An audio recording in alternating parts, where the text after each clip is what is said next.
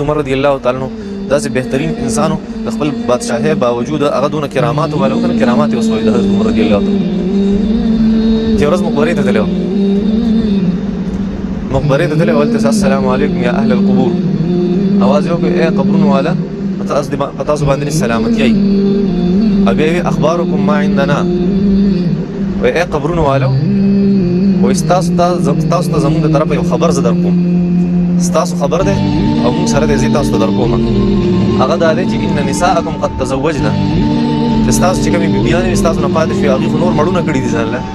نور ودونه یې کړي دي د نورو خلکو سره یې واده وکړو قبرونو والا ته او ودیارکم قد سکنت او ستاسو چې کوم کورونه دي په هغې کې خو نور خلک اوسېږي اوس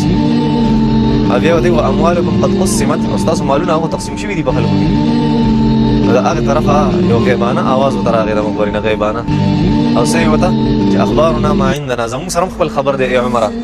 یا عمر اخبارنا ما عندنا زموږ سره خپل خبرونه دي هغه دا دي چې ما قدمناه فقد وجدناه موږ چې کوم څیزونه مخکې اعمال لیږلي د خپل ځان دپاره نیک اعمال د هغې ثواب موږ ته میلاو شو وما انفقنا فقد ربحناه کوم څه چې موږ د الله د رضا لپاره خرڅ کړی نن یې موږ ته د ګټې پته ولګېږي چې څومره ګټې ده خبر ته چې رالو پته راته ولګېده چې ګټې څومره ګټه ده او بل تخلفنا فقد خسرناه او کوم څه چې موږ په دنیا کې پرېښودو هغه سره موږ تاواني کړو د دنیا هغه څیزونه تاواني کړو او کوم چې موږ د الله د رضا لپاره خرڅ کړي یا مخکې خپل اعمال لیږلي دي هغې کې موږ ګټه وکړه هغې کې موږ ګټې واله شو نو د هغه ځای ګټه وایي څه ده او په دې کې د الله جل شانو دپاره ته یو کار وکړي یا د الله جل شانو د رضا لپاره خرڅ کړي او صرف تاوان ته په هغه کې میلاو شو کوم چې موږ وروسته پرېږدي یو بل قبر دا د حضرت عمر رضی الله تعالی عنه کرامات خلکو اورېدلي وو د حضرت عمر آواز وکړه په مقبره کې یو غیبانه آواز ورته راغی یو نوجوان قبر حضرت عمر رضی الله تعالی عنه له راغی که نه نوجوان قبر ته وایي که نه ولمن خاف مقام ربه جنتان څوک چې د الله جل شانو دپاره ویرېدو هغه ته ډبل جنت میلاویږي څه ورته میلاوي ډبل جنت آیت مبارکه دی سورة الرحمن د غیبانه آواز دغه وخت حضرت عمر رضی الله تعالی عنه ته شوی وی ای عمره آواز چې یا عمر قد اعطانیهما ربي فی الجنة مرتين ته چې څنګه ډبل جنت یادې الله جل شانو مالا هغه شانتې راکړی دی نوجوانو ته څه وي د قبر نه ورته آواز داسې هغه خلکو ته کېږي چې کرامات والا خلک ما تا ته خو نه کېږي که نه چېرته شوی دی ته حمزه داسې شوی دی نه دی شوی د کرامات والا خلکو ته کېږي اول کرامت ته حضرت عمر رضی الله تعالی عنه ډېر زیات عجیب و حضرت عبدالله بن عمر رضی الله تعالی عنه زوی دی هغه وایي زما بابا چې به د خولې نه لا خبره نه وایستې هغه شانتې به وه د مستقبل باره کې به یو خبره وکړه چې داسې به کېږي او هغه شان به وشوه ګورې نه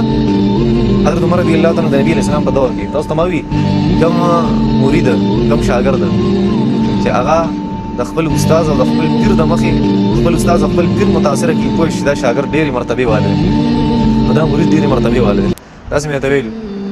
حضرت نبی علیه السلام موجود دی نبی علیه الصلاة والسلام له حضرت عمر راغی یا رسول الله ستا د بیبیانې تا سره ناست دي که نه نو د صحابه کرام ستا خواله راځي او بار د بانډو نه هم پکې خلک راځي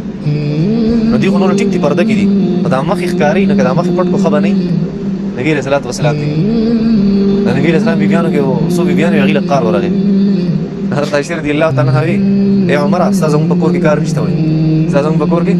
کار نشته چې دا وي که نه هغې ټیک ته زه به څه ووایم په دې کې الله جل شانو آیتونه نازل کړل ای نبي علیه الصلاة والسلام ته د خپلو بیبیانو ته او د مؤمنانو چې کومې ماشومانې زنانه دي هغې ته دا خبره وکړه چې یدنین علیهن من جلابیبهن چې عمر ټیک خبره کوي مخونه دې پټوي عمر ټیک خبره کوي مخونه دې پټوي ښه د عمر خبره ټیک ده بل آیت مبارکه نبی علیه الصلاة والسلام طواف وکړه نه مقام ابراهیم چې دی حضرت عمر یا رسول الله دې مقام ابراهیم کې یو 2 رکعته نفل نه کوو نبی علیه السلام فرمایل لږ صبر وکړه الله جل شانو حکم نه دی کړی الله جل شانو فرمایل واتخذوا من مقام ابراهیم مصلى حضرت ابراهیم مقام ابراهیم چې دلته تاسو 2 رکعته نفل وکړئ عمر ټیک وایي چې عمر به کومه خبره هم کوله په جنګ بدر کې داسې کار شوی چې نبي علیه الصلاة والسلام د ابوبکر صدیق صاحب نه حضرت عمر صاحب نه مشوره واخیسته حضرت عمر صاحب ورته وایي دا ټول کافر چې موږ کوم قیدیان نیولي دا به قتل کړو دا اینې به ورته توی چې پته ولګي دا دښمنان دي اول وایي ما ته دا خپل رشته دار چې کوم تا نیولي دي که نه دا ما ته حواله کړه چې دا سرونه ودنګوم ابوبکر صدیق صاحب ورته یا رسول الله وایي معاف پرېږدو نبي علیه السلام ورته ابوبکر صدیقه وایي ته د ابراهیم علیه السلام ورته کې نرم دلی او حضرت عمر صاحب ته ویل حضرت نوح علیه السلام په شان غوسه ناک وي هغه وایي چې یو هم د سړي بچی نه دی پرې نه دی که نه پرون ویلي واقع که نه عمر حضرت نوح علیه السلام غوسه شو رب لا تذر على الارض من الکافرین دیاره خدای په مخ ته ځمکه یو کافر هم پرېږدي ټول تباه کړي بیا بیا طوفان نوح راغی حضرت عمر رضی الله تعالی عنه ته وایي ته ډېر سخت مزاج دی د حضرت نوح علیه السلام په شان غوسه دې وکړه دا لږ بند کړي خبر دا وایي چې حضرت عمر رضی الله تعالی عنه چې بس څه وي الله به هغه نازلول الله جل شانو قرآن مجید سورة انفال کې آیتونه نازل کړل نبی علیه الصلاة والسلام کسان معاف کړل که نه مطلب دا قتل نه کړه ور خپل سیستم لري لاسو کسانو د مسلمانانو تبار یو سړی لیکل خې طریقه به ته دا لوی واقعه ده چې نبی رسول الله والسلام هغه خلک معاف کړ کنه ایتون نازل ما كان لنبي ان يكون له اسرى حتى يثخن في الارض د پیغمبر د پردا د سره جایز نه دي چې هغه کافر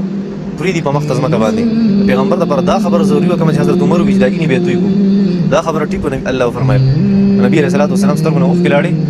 وای کچرته الله جل شانو فرمایل وای کچرته ما چرته په لوح محفوظ کې دا نه ویل کېږي چې په مشوره کې ما خیر اچولې ده دا صحابه سره مشوره وکړه نبی رسول الله والسلام ما په لوح محفوظ کې لیکلي دي چې کم خلک مشوره وکړي خپل کوشش وکړي او یو فیصله وکړي مسلمانان زدي په خپل کوشش ته وجه نه سم دي غلطه فیصله وکړي خیر وای کدا ما په چرته په لوح محفوظ کې نه ویل کېږي وای تاسو ټول له عذاب درکړې عذاب باندې درکړې نبی رسول الله والسلام په جړاو شو وای کچرته الله جل شانو په لوح محفوظ کې فیصله نه ویل کېږي دا خبره نه ویل کېږي چې مجتهد ز خپل خطا باندې نه سم یو کوشش کوم کې ز په خطا باندې نه نسم کدا من دا الله نه ویل کېږي په لوح محفوظ کې نبی رسول الله فرمایل نو اوس که عذاب راغلی وي نو ټول به تباشه وي سوا د حضرت عمر رضی الله تعالی حضرت عمر به بچوي لکه هغه فیصله د کوم چې د الله د کتاب فیصله نو ایتونه به نو نازل شي حضرت عمر به خبرو کړه ایتونه به نازل شي ډیر ځینو په قران مجید کې چې حضرت عمر سره ویلي بس دا ټیک حضرت عمر چې بس الله به دا ټیک دا سلی صحابي حضرت عبد الله بن عمر سره زما بابا چرته مې خبره نه وکړي هغه خبره به ټیک و دا سي حضرت عمر رضی الله تعالی د کرامات او خاوندو زبردست انسان او دا سي عجیبه یو ځای ته صحابه کرام تل کنه ځنګل ته چې تطلب په سفر باندې نو وی چې حضرت عمر رضی الله عنه په زمانه کې چې صحابه کرام چې تل په ځنګل کې ډېر خطرناک جناور دي ازمری دي پاره کې شرمخان دي مونږ وخوري حضرت عمر رضی الله عنه لیکلو کړه یو خط ولېګو هغه بل بغیله اور پلاسر ځنګل ته څنګه ورشه ودا خط پور ورځوي یو سیټ ته ځنګل نه پاتې شي تاسو سټیپ وکړي ادا به شپې ځنګل ته ورځوي وای ټیک ته امیر المؤمنین چې کله سبا صحابه کرام لاړ هلته بشپره له ځنګل نه یو طرف ته